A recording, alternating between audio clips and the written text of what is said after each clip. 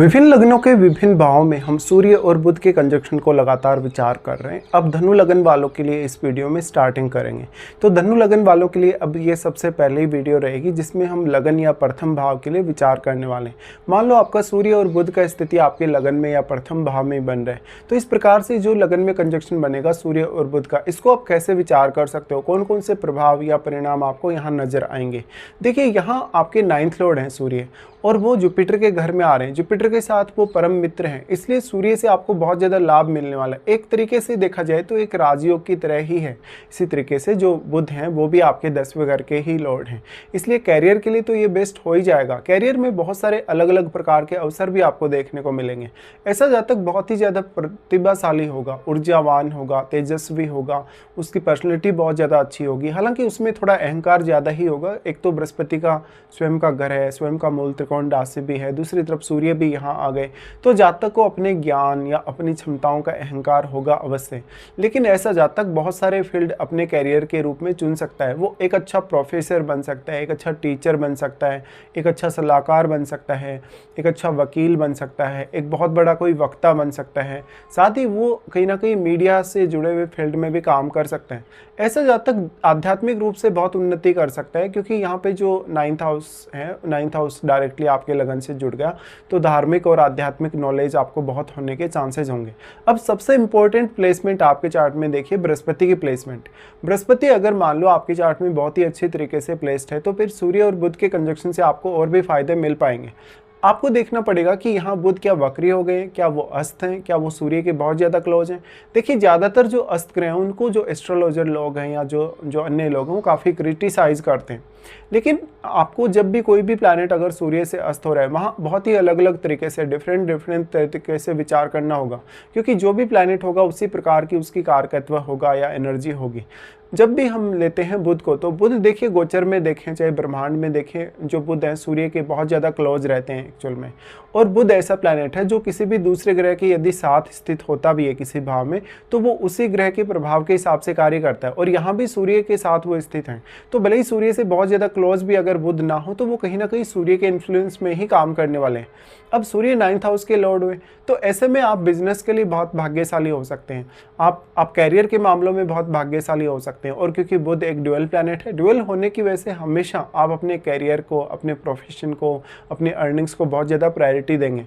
बुध के अस्त होने से सूर्य अपनी फायर पावर बुध को प्रोवाइड कर रहे हैं, जिससे आपके बुध से जुड़े हुए जो गुण हैं वो इनहेंस हो जाएंगे। तो कैरियर में नेम फेम मिलना बहुत ज़्यादा पॉसिबल है। आप इवन राजनीति में भी जा सकते हैं।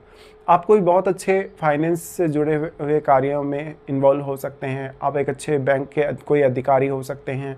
एक ऐसे व्यक्ति हो सकते हैं जो वेल्थ को बहुत अच्छे से मैनेज कर सकते हैं, दूसरों को बहुत अच्छे से इस मामले में गाइड कर सकते हैं। साथ ही साथ आपको पैसे की जो समझ है, पैसा अर्न करने की समझ भी और पैसे को मैनेज करने की समझ भी बहुत ही अच्छी हो सकती है। दोनों का प्रभाव फिर डायरेक्टली आपके सप्तम भाव पे रहता है। सप्तम भाव पे प्रभाव होने की वजह से बिजनेस रिलेटेड स्किल्स आपकी डेवलप होंगी और आपको बिजनेस करने में काफ़ी मदद मिलेगी। भले ही आप पार्टनरशिप में उतने सफल हों भी ना भी हों, लेकिन आप इंडिविजुअली फिर भी बहुत सारे निर्णय लेने में सक्षम हो जाएंगे। आपकी लाइफ में या तो कोई चुनौती आएगी ही नहीं, कोई बहुत ज़्यादा कंपटीशन जैसी स्थिति बनेगी ही नहीं अगर आपका बृहस्पति बहुत ही अच्छा प्लेस्ड है तो। और अगर बन भी जाएगी तो सूर्य और बुध आपको इस मामले में बहुत ही ज़्यादा मदद करने वाले हैं। अब जो यहाँ पे सप्तमेश है वो स्वयं बुध हैं और बुध आपके लगन में आ गए, तो निश्चित तौर पे आप अपने पार्टनर पे बहुत ज़्यादा हावी हो सकते हैं मैरिज होने के पश्चात। या इसको आप इस तरीके से भी ले सकते हैं कि एक ऐसे पर्सन से आप मैरिज कर सकते हैं जिससे आपने बहुत ज़्यादा जिद करके मैरिज की हो। भले आप उसको बहुत पहले से जानते हैं, लेकिन वहाँ एक लव अफेयर का सीन उतना नहीं बनता।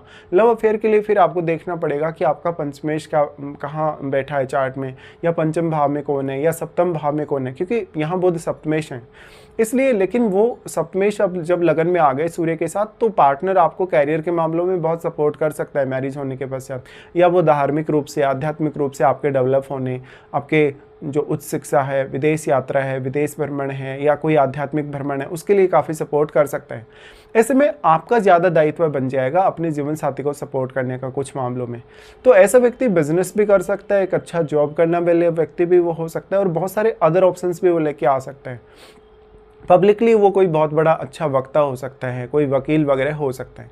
ऐसे जातक वास्तव में उन कार्यों में ही इन्वॉल्व होंगे जिनमें या तो कोई धार्मिक कार्य होगा, आध्यात्मिक कार्य होगा, या जिनमें कोई बौद्धिक क्षमता की आपको आवश्यकता होगी। ऐसे जातकों को नॉलेज बहुत ज़्यादा होगा, विवेकशीलता या बुद्धिमत्ता तो बहुत ही ज़्यादा होगी, लेकिन उनमें थोड़ा ईगो होने की वजह से वो अपने लिए उसका उतना फ़ायदा नहीं उठा पाते। भले ही वो दूसरों को बहुत ज़्यादा नॉलेज दे देंगे, दूसरों को बहुत ज़्यादा मोटिवेट कर देंगे, इंस्पायर कर देंगे, या कुछ भी इनोवेटिव या क्रिएटिव दूसरों को सिखा देंगे। अब ऐसे जातक वास्तव में अपनी उच्च शिक्षा को लेकर बहुत ज़्यादा लाइफ में प्रायोरिटी दे सकते हैं, और अपने कैरियर को लेकर भी। ऐसे जातक किसी बहुत बड़े सरकारी पद पे हो सकते हैं, कोई बहुत बड़े प्रशासनिक अधिकारी हो सकते हैं। अगर आपका बृहस्पति का मान लो प्लेसमेंट आपके पंचम घर में है, आपके सप्तम घर में है, या आपके नवम घर में है, तो आपके अपने पिता से थोड़ी कम ही बनेगी। यहाँ पे अब सप्तम भाव में बैठे प्लैनेट की भूमिका बहुत अहम है, क्योंकि बुध यहाँ सप्तमेश है, तो वो आपके पार्टनर को भी रिप्रेजेंट कर रहे हैं, और वो 10वें घर के भी लॉर्ड हैं। तो आपके 7वें घर में बैठा प्लैनेट भी और आपके 10वें घर में बैठा प्लैनेट भी आपके लिए समान रूप से महत्वपूर्ण हो जाएगा, और कहीं ना कहीं जो आपके सप्तम में बैठा प्लैनेट है उसका डायरेक्टली प्रभाव आपके लगन पे है, तो सूर्य और बुध उससे दोनों ही प्रभावित होंगे। इसी तरीके से आपके 10वें घर में बैठा प्लैनेट का भी भूमिका आपके 4th हाउस के लिए इंपॉर्टेंट हो जाएगी, क्योंकि वैसे तो 10वें घर के स्वामी बुध ही हैं, लेकिन 4th हाउस पर जरूर दृष्टि डालेगा आपके 10th हाउस में बैठा हो ग्रह। कैरियर में ओवरऑल जो आपकी परफॉर्मेंस है उसके ऊपर उसका असर पड़ सकता है। 10th हाउस में बैठा हो ग्रह आपके 4थे घर पर अपनी दृष्टि डालेगा, तो वो आपके घरेलू मामलों को प्रभावित करेगा, माता पिता के साथ रिलेशंस को प्रभावित करेगा, भौतिक सुख सुविधाओं को प्रभावित करेगा।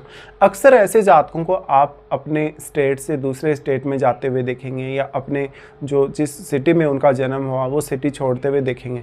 जनरली ऐसे जातक दूसरी संस्कृतियों के साथ, दूसरे धर्मों में बहुत ज़्यादा रुचि रखते हैं और उनके साथ बहुत अच्छा एडजस्टमेंट कर पाते हैं। ऐसे व्यक्ति काफ़ी ज्ञानी हों और अपने जीवन में बहुत ही ज़्यादा सेल्फ डिपेंड भी नजर आएंगे। ऐसे जातकों के लिए कंपटीशन वगैरह फाइट करना, कोई भी बौद्धिक कार्य करना काफ़ी आसान होगा। अब जो बुध है यहाँ पे, क्योंकि वो 10वें घर के लॉर्ड हैं, तो आप अपने कैरियर में जो भी टारगेट लेके चलेंगे, कोई भी ऑप्टिमम गोल लेके चलेंगे, उसको आप इजीली पा सकते हैं। आपका बृहस्पति बहुत ही बेहतर परिणाम तब दिखा पाएगा जब बृहस्पति या तो आपके पंचम घर में बैठा हो आपके चार्ट में और वक्री नहीं हो, आपके हो सकता है वो यहाँ पे आपके नवम घर में बैठा हो और वहाँ भी वो वक्री नहीं होना चाहिए। इसी तरीके से बृहस्पति का जो प्लेसमेंट है अगर 11वें घर में भी हो तो बहुत ही अच्छे परिणाम हो सकते हैं। इस हिसाब से और कौन कौन से ग्रह हैं आपके चार्ट में जो आपके लगन पर दृष्टि डाल रहे हैं, और इवन बृहस्पति का दृष्टि यदि आपके लगन पे पड़ रहा हो तो ये और भी ज़्यादा आपके लिए अत्यंत शुभ हो जाएगा। ऐसा जातक बहुत नेम फेम प्राप्त करता है, रेस्पेक्ट उसकी बहुत अच्छी होती है समाज में, और वो समाज में हर किसी के लिए मददगार साबित होता है। लेकिन क्योंकि वो थोड़ा इगोइस्टिक होता है, थोड़ा साहसी ज़्यादा होता है, कम्युनिकेटिव बहुत ज़्यादा होता है, तो ऐसा व्यक्ति बौद्धिक तौर पे या इवन कभी कभी शारीरिक तौर पे बहुत ज़्यादा सक्रिय होता है। अगर बृहस्पति मजबूत है आपका तो आपकी उम्र काफ़ी लंबी होती है और आपको जीवन में बहुत मान सम्मान मिलता है, बहुत रेपुटेशन अच्छी आपको मिलती है। तो इस वजह से आप लेट एज तक, लगभग 45-50 की एज तक बहुत ज़्यादा नेम फेम अपनी लाइफ में प्राप्त कर सकते हैं और करियर में काफ़ी आगे तक जा सकते हैं आप।